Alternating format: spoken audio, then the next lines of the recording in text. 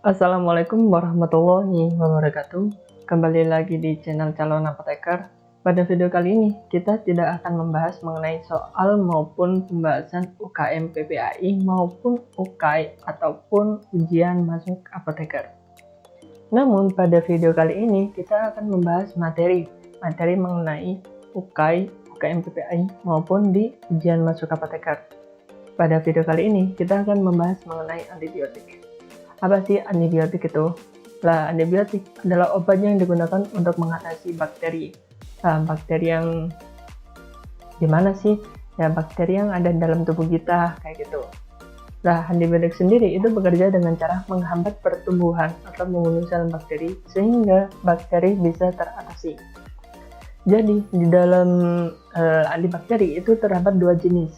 Yang pertama itu bakterisid atau bakterisidal, dan yang kedua itu bakteriostatik. Untuk yang bakteriosid itu bekerjanya dengan membunuh bakteri. Sedangkan yang bakteriostatik itu merupakan agen antimikrobah yang mampu menghambat replikasi. Jadi dia itu tidak membunuh secara langsung, tapi dia itu menghambat pertumbuhan mikroba. Sehingga nanti mikroba itu tersebut tidak akan berkembang biak, kemudian dia akan mati dengan sendirinya. Kayak gitu. Agen bakterisid atau bakterisidal itu biasanya digunakan untuk infeksi yang serius seperti endokarditis dan meningitis. Lah, kenapa pemberiannya itu diberikan bakterisidal? Kenapa nggak bakteriostatik aja? Karena kalau pemberian bakterisidal itu kalau yang kronis itu outcome terapi yang ingin dicapai yaitu untuk mencapai kesembuhan yang cepat. Lah, apabila kalau misalnya diberikan bakteriostatik itu nanti takutnya malah penyembuhan penyakitnya itu lama atau membunuh bakterinya itu lama kayak gitu. Mending dikasih bakteriosidal kayak gitu. Nah, di sini ada kurva dari pertumbuhan bakteri. Yang pertama itu adalah lag phase atau fase penyesuaian. Nah, fase penyesuaian ini itu bakteri itu penyesuaian dengan lingkungannya. Lama fase ini pada bakteri itu sangat bervariasi, tergantung pada komposisi media, suhu, pH, jumlah sel yang diinokulum di awal, dan sifat fisiologis mikroorganisme pada mikroba sebelumnya. Ketika sel telah menyesuaikan diri dengan lingkungannya, maka si sel tersebut akan membelah diri hingga mencapai populasi yang maksimum. Nah, pembelian diri secara pertumbuhan maksimum itu namanya exponential phase atau fase eksponensial. Nah, fase eksponensial itu ditandai dengan terjadinya periode pertumbuhan yang cepat. Nah, bisa dilihat ini kan fase lag. Fase lag itu fase penyesuaian terlebih dahulu. Jadi di bakteri itu belum berkembang, dia itu hanya menyesuaikan dengan lingkungannya terlebih dahulu. Kemudian setelah fase lag itu ada fase eksponensial di mana dia akan mengalami pertumbuhan secara cepat. Kayak gitu. Pada fase eksponensial ini itu sangat berpengaruh oleh sifat genetik dari bakteri tersebut. Selain itu, derajat pertumbuhan juga dipengaruhi oleh kadar nutrien dalam media, suhu, inkubasi, kondisi pH, dan aerasi. Kayak gitu. Setelah melewati fase eksponensial, bakteri akan ke fase stasioner. Nah, fase stasioner itu terjadi pada laju pertumbuhan bakteri itu sama dengan laju kematian. Jadi jumlah pertumbuhan bakteri itu sebanding dengan kematian dari bakteri kayak gitu. Kemudian fase selanjutnya yaitu ada namanya death phase atau fase kematian. Nah, fase kematian itu ditandai dengan laju pertumbuhan yang sangat kecil, sementara fase matinya itu lebih besar, sehingga ada namanya death phase. Kayak gitu. Ini merupakan mekanisme kerja dari antibakteri. Itu terdapat banyak mekanisme kerja antibakteri. Yang pertama kayak ada menghambat peptidoglikan, kemudian menghancurkan dinding sel. Menghancurkan dinding sel salah satu contoh obatnya yaitu ada golongan beta-laktam. Kemudian ada yang menghambat sintesis dinding sel. Menghambat sintesis dinding sel itu polipeptida kalau nggak salah. Kemudian ada menghambat metabolisme asam folat. Ini penghambatan asam folat itu ada golongan sulfa dan juga trimethoprim. Kemudian ada yang menghambat enzim DNA girase. Jadi di sini itu ada yang namanya DNA girase. Di mana DNA girase? Bukan sih. Ini namanya polimerase. Kemudian di sini itu ada DNA girase, di mana DNA girase akan menghasilkan si mRNA. Nah, salah satu contoh obat yang menghambat DNA girase yaitu ada golongan quinolone. Kemudian ada yang menghambat sintesis protein subunit yang 50, itu kayak eritromisin, golongan makrolide, clindamycin, dan komisin. Kemudian ada yang menghambat si subunit 30, dan di sini. Nah, ini golongan tetrasiklin, amikasin, dan juga kanamisin. Kayak gitu. Sebentar, akan kubuatkan.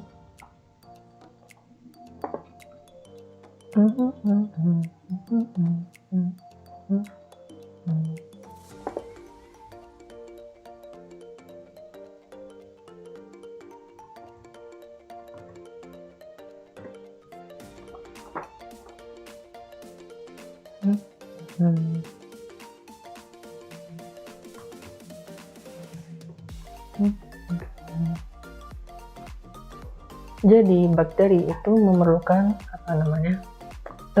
asam folat untuk membuat si protein. Nah, protein tersebut dia akan dirubah menjadi DNA kayak gitu. Nah, pembentukan protein atau pembentukan DNA atau asam folat itu yang pertama yang diperlukan yaitu P-aminobenzoic acid atau PABA, biasa disingkat dengan PABA. Aminobenzoic acid. Nah, si P-aminobenzoic acid dia itu akan dirubah menjadi gini aja ya. Ini. Kemudian si PABA ini dia akan dirubah menjadi dihidrofolic acid. Dihidrofolic acid oleh enzim yang namanya apa ya? Aku lupa. Yang penting ada P-aminobenzoic acid itu akan dirubah oleh enzim tertentu, nggak tahu apa, lupa namanya. Itu akan dirubah menjadi dihidrofolic acid. Di mana dihidrofolic acid dia akan dirubah menjadi asam folat atau teratoid folic acid atau asam folat. Lah, di mana asam folat ini yang diperlukan untuk pembuatan protein. Kemudian setelah protein dia akan dirubah menjadi DNA. Lah, setelah si bakteri itu sudah memiliki DNA, si DNA kan itu seperti lengkung Henry ya, mana ya? Hilang dong. Ya adalah. Dia kan seperti lengkung Henry gini ya. Lengkung kayak double helix. Lengkung gini. Nah, si DNA ini dia akan dipecah menjadi satu lengkungan. Jadi seperti ini aja. Itu yang memecah namanya enzim polimerase.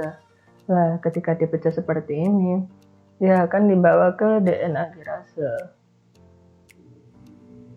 Di mana dalam DNA girase si pecahan ini itu akan ditranskrip menjadi mRNA. Jadi mRNA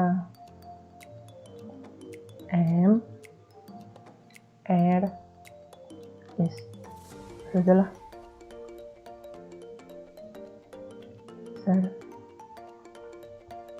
Dia akan dirubah menjadi mRNA.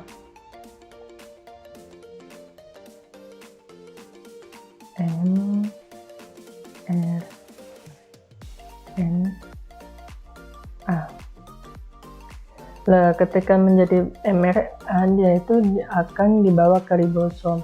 Lah, nama ribosom itu ada dua. Yang pertama itu ribosom di subunit 30, yang kecil ini 30 yang di bawah. Sementara yang atas itu subunit 50.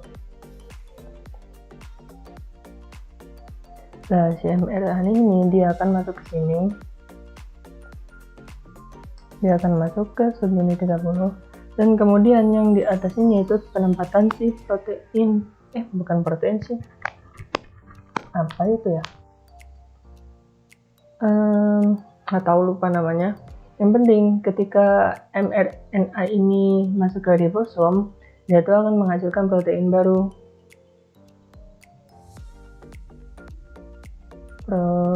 Protein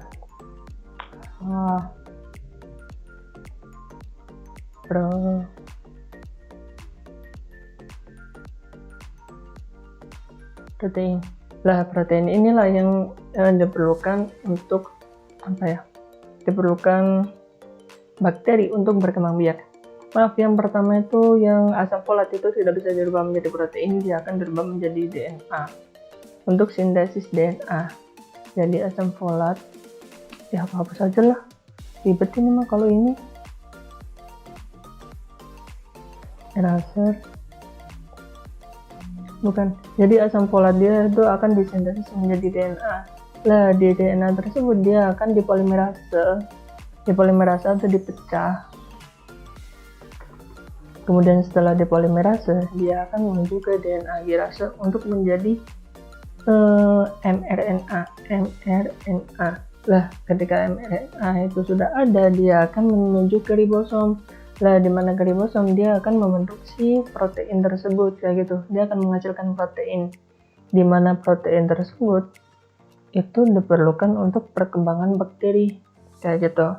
Jadi di dalam mekanisme dari antibakteri itu yang pertama itu dapat menghambat si enzim yang di sini, sehingga P-aminobenzoat asik itu tidak bisa dirubah menjadi hidrofolic acid, dan juga ada yang menghambat di enzim yang merubah hidrofolic acid menjadi asam folat. Nah, kedua obat ini itu trimetropin dan sulfamethoxazole, atau bisa disebut dengan cotrimoxazole, kayak gitu. Ya, entah yang mana yang sulfamethoxazole, kalau nggak salah yang hidrofolic acid dirubah menjadi asam folat itu dihambat oleh sulfamethoxazole, sementara yang aminobenzoic acid dirubah menjadi hidrofolic acid itu dihambat oleh trimetropin, kayak gitu. Kemudian ada yang menghambat polimerase seperti rifampicin, kayak gitu. Kemudian ada yang dihambat di DNA girase sebelum di RNA ini ada girase. Nah, DNA girase itu ada golongan quinolon. DNA girase. Nah, ini ada quinolon. Kemudian ada yang menghambat di subunit 30. Dirubah di mana ya? Di ribosom. Di ribosom menghasilkan protein. Ada yang di subunit 30 dan juga ada subunit 50. Kalau yang 30 kalau nggak salah tetrasiklin sama apa gitu ya, kayak gitu. Untuk mekanisme kurang lebih seperti itu. Kemudian lanjut di golongan penisilin. Sebelum membahas ke penisilin, kita akan membahas lebih dahulu itu mengenai golongan beta-laktam. Jadi golongan beta-laktam secara garis besar itu terdapat 4 golongan. Yang pertama itu ada golongan penisilin, yang ini penisilin. Kemudian ada golongan cephalosporin. Kemudian ada yang golongan monobactam. Dan juga ada yang golongan carbapenem. Ya gitu. Nanti kita akan bahas satu persatu. Ciri-ciri golongan beta-laktam itu terhadap cincin beta-laktam. Nah, yang kotak ini, yang ada kotak dan huruf N ini namanya cincin beta-laktam. Itu untuk mempermudah mengingat aja sih, ya gitu. Lah, mekanisme dari penisilin atau golongan beta-laktam itu penghambatan peptidoglikan atau menghambat atau merusak dinding sel. Lah, sel tubuh manusia dan sel bakteri itu jelas berbeda karena dari strukturnya itu berbeda, ada namanya peptidoglikan kalau di manusia. Jadi kalau pemberian antibiotik golongan beta-laktam itu relatif lebih aman untuk ibu hamil, kayak gitu, maupun ke anak-anak, karena struktur dari sel manusia dan sel bakteri itu berbeda, makanya itu yang menyebabkan aman, kayak gitu. Makanya kategori kehamilannya itu B, kayak gitu. contoh obatnya yaitu ada amoxicillin, amoxicillin, penicillin G maupun penicillin V. Nah, golongan ini itu biasanya digunakan untuk anak dan ibu hamil sih harusnya, dan termasuk dalam antibiotik lini pertama karena spektrum yang cukup luas kayak gitu. Kemudian yang kedua itu ada golongan cephalosporin. Nah, cephalosporin itu sama dengan si penicillin tersebut karena beta lactam itu merusak dinding sel kayak gitu. Nah, contoh obatnya itu cefadroxil, cefuroxim, cefotaxim, ceftriaxone, cefixim, dan juga ceftazoline. Nah, cephalosporin itu sebenarnya itu dibagi menjadi 5 generasi. Kalau sekarang udah 5 generasi. Yang generasi pertama itu ada cefadroxil, ini generasi pertama. Kemudian generasi kedua itu ada cefaclor, kemudian generasi 3 itu ceftidir atau cefixim, kemudian generasi keempat itu cefixim, cefepim. Nah, cephalosporin generasi ketiga itu seperti cefixim, itu merupakan antibiotik untuk pasien meningitis, terutama pada anak dan neonatus atau bayi, kayak gitu. Kemudian ada golongan carbapenem, sama seperti golongan beta lactam lainnya, yaitu menghambat peptidoglycan atau merusak dinding sel. Nah, contoh obatnya yaitu ada meropenem, imipenem, dan juga doripenem. Nah, golongan carbapenem sendiri yaitu merupakan golongan lini ketiga atau yang merupakan lini pertama dalam shock sepsis. Nah, carbapenem itu jarang digunakan karena dia itu digunakan apabila si pasien itu alergi dari penicillin maupun dari cephalosporin kayak gitu. Ini kehamilannya juga B karena termasuk golongan beta lactam. Kemudian ada golongan monobactam, itu sama menghambat peptidoglycan atau merusak dinding sel. Contoh obatnya yaitu ada azetrona. Nah, monobactam hanya efektif melawan bakteri gram negatif aerob. Kategori kehamilannya juga masih B. Kemudian ada golongan glikopeptida. Nah, golongan glikopeptida itu menghancurkan dinding sel sama seperti golongan beta lactam. Contoh obat golongan glikopeptida itu ada vancomycin dan juga bacitracin. Vancomycin itu digunakan per lini pertama dalam pengobatan pasien MRSA dengan kategori kehamilan itu masih C. Dan tidak direkomendasikan sih, jarang sih ada ibu hamil yang mengonsumsi glikopeptida kecuali dia pasien MRSA. Kemudian ada golongan sulfonamida. Lah, golongan sulfonamida itu menghambat metabolisme asam folat seperti yang dijelaskan tadi. Perubahan di hidrofolik asid dia akan dirubah menjadi enzim apa itu ya? Dirubah menjadi asam folat. Lah, enzim itulah yang dihambat di sulfonamida. Kalau trimetropin itu menghambati PABA menuju ke dihidrofolik acid kayak gitu. Contoh obatnya yaitu ada sulfadiazin dan sulfamethoxazole. Nah, kemudian trimetropin itu merupakan antibiotik yang sering digunakan untuk infeksi saluran cerna atau UT. Untuk kategori kehamilan untuk si sulfonamida itu golongan C, sementara untuk trimetropin itu golongan D, termasuk kategori D kayak gitu. Untuk trimetropin dan sulfamethoxazole itu dikemas dalam satu kemasan, itu namanya cotrimoxazole kayak gitu. Itu biasa digunakan pada infeksi saluran pencernaan paling banyak. Kemudian ada golongan quinolon atau fluoroquinolon, di mana fluoroquinolon atau quinolon itu menghambat dehidrasi. Ya, contoh obatnya yaitu seperti ciprofloxacin, levofloxacin, mifloxacin, asam nalidiksat, dan juga asam pimetidat. Untuk golongan quinolon itu menghafalnya itu mudah aja. Kalau golongan quinolon, nama belakang dari obatnya itu pasti belakangnya itu floxacin, dan juga floxacin.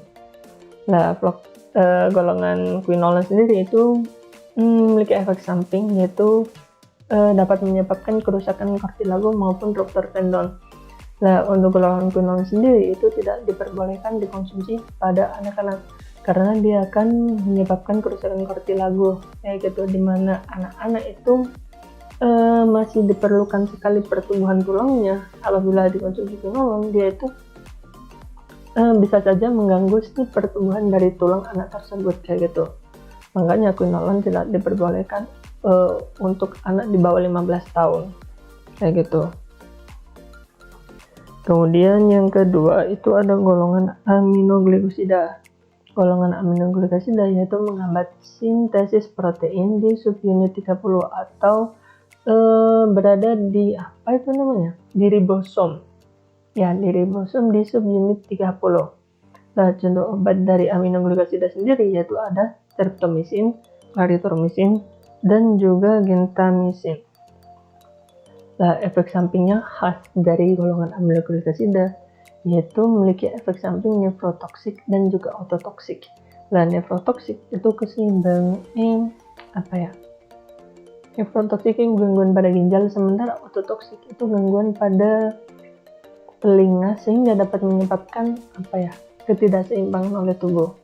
Nah, golongan aminoglikosida sendiri yaitu termasuk ke golongan D. Kemudian ada atrasiklin.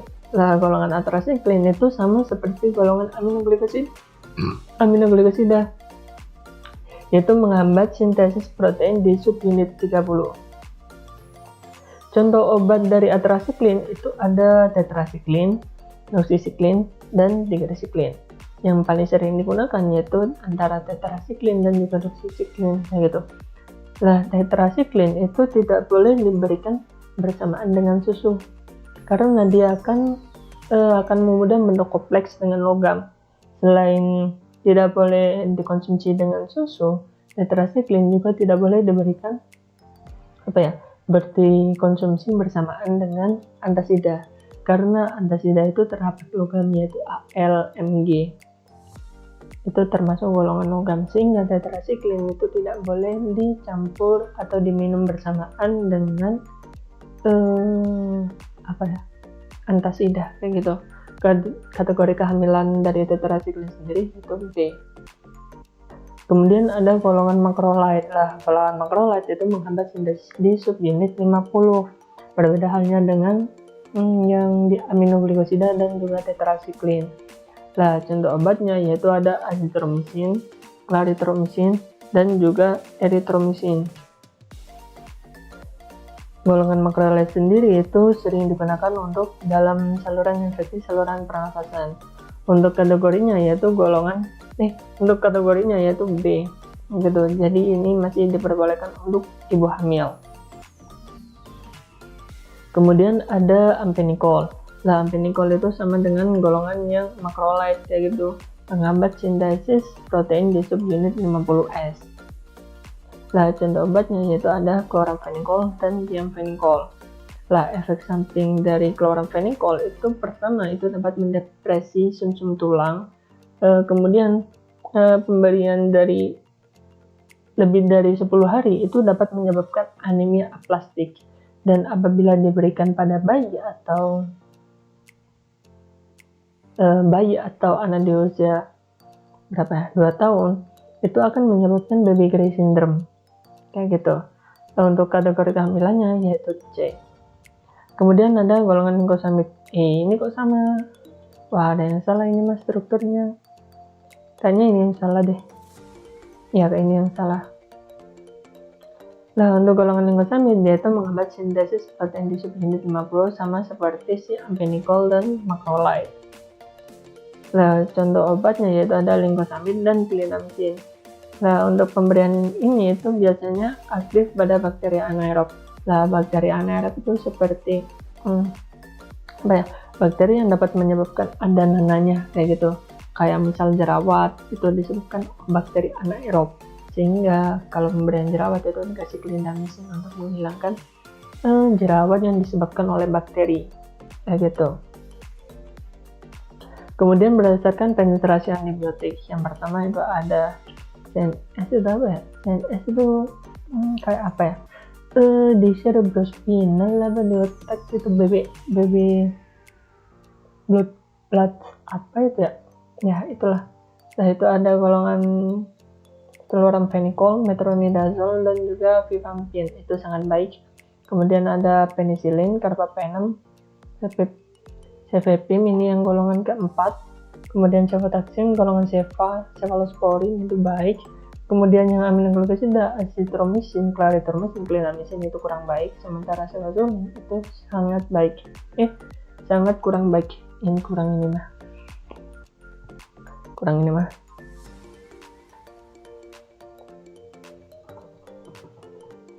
Ini.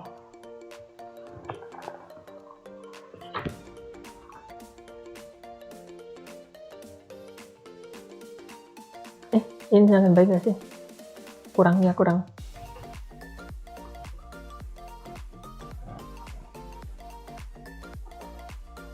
Kemudian yang untuk jaringan lunak yaitu ada lincosamid, tetracycline, clotrimazole, dan fluoroquinolone, itu sangat baik. Dan untuk yang penetrasi ke okular atau mata itu ada aminoglycosida dan fluoroquinolone, itu sangat baik. Ini nggak perlu dihafal tapi cukup tahu aja karena jarang banget sih kalau keluar di UKM. Kata orang-orang mah jarang, hampir nggak pernah sih, tapi kurang tahu kalau besok mah. Sekarang yaitu infeksi saluran pernafasan. Ini untuk pengobatan untuk saluran infeksi pernafasan. Yang pertama untuk sinusitis. Lini pertama yang digunakan yaitu antara coamoxiclav, amoxicillin, cotrimoxazole maupun erythromycin. Untuk alternatifnya itu dapat digunakan cephalosporin generasi kedua, golongan macrolide, dan levofloxacin. Kemudian untuk digunakan untuk otitis media, untuk infeksi otitis media, lini pertama yang digunakan yaitu amoxicillin. Untuk alternatif yang dapat digunakan yaitu ada azithromycin dan juga clarithromycin. Kemudian untuk CAP rawat jalan, CAP itu apa ya? CAP itu? Pneumonia rawat jalan. Pertama itu ada golongan amoxicillin dan juga cefadroxil. Untuk alternatifnya yaitu ada coamoxiclav dan clarithromycin. Untuk yang CAP itu apa ya? CAP itu pneumonia nggak sih? Pneumonia. Untuk rawat inap itu diberikan fluoroquinolone atau beta-lactam, itu dikombinasikan dengan macrolide, ya gitu. Untuk HAP, hospital acute pneumonia, ya benar kan pneumonia kan? Itu lini pertamanya yaitu dikasih levofloxacin. Kalau HAP levofloxacin. Kemudian untuk infeksi saluran kemih, atas itu diberikan di fluoroquinolone.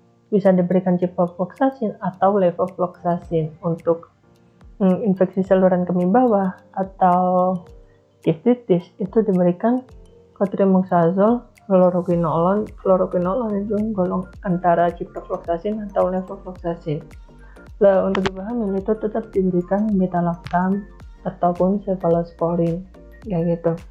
Karena ibu hamil itu tidak diperbolehkan menggunakan fluoroquinolone, kayak gitu. Kemudian untuk ada infeksi saluran cerna, yang pertama itu ada fibrin cholera. Untuk lini pertama dari fibrin cholera yaitu cotrimoxazole. Kemudian dapat dilanjut lini kedua yaitu tetracycline maupun doxycycline. Untuk Helicobacter pylori atau infeksi di lambung, tukar lambung yang disebabkan Helicobacter pylori yaitu pemberiannya amoxicillin atau metronidazole, itu dikombinasikan dengan clarithromycin plus PPI. Nah, PPI yang sering digunakan yaitu antara omeprazole dan lansoprazole, gitu. Untuk infeksi amoebasis itu digunakan metronidazole.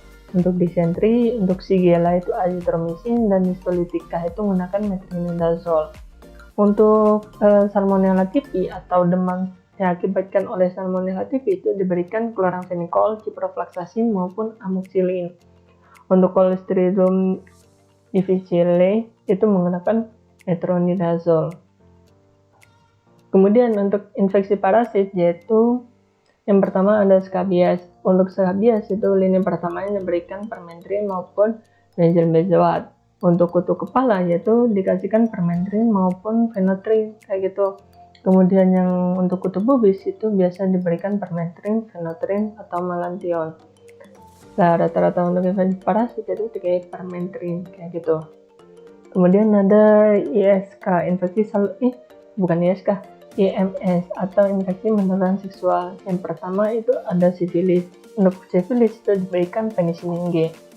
Untuk gonore itu lini pertamanya itu dikasih cefixime. Kalau nggak gitu ya levofloxacin.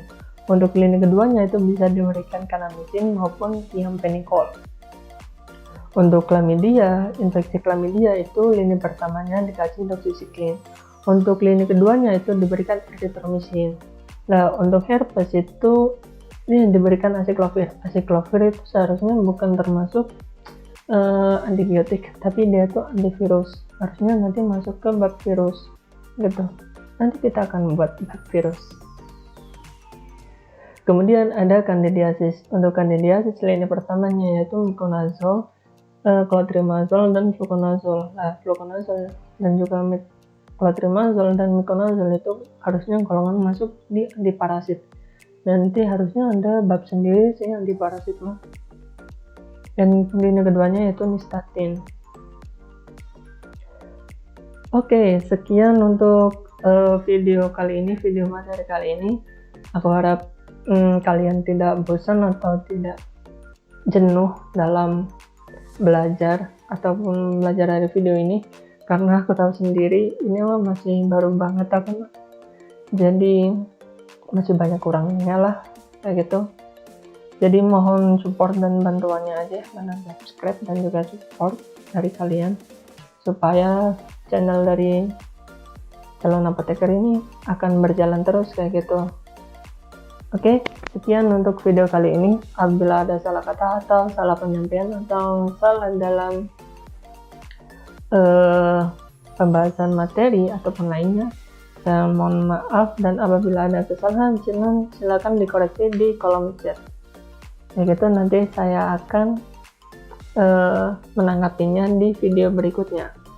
Oke, sekian untuk video kali ini. Kurang lebihnya saya mohon maaf. Assalamualaikum warahmatullahi wabarakatuh.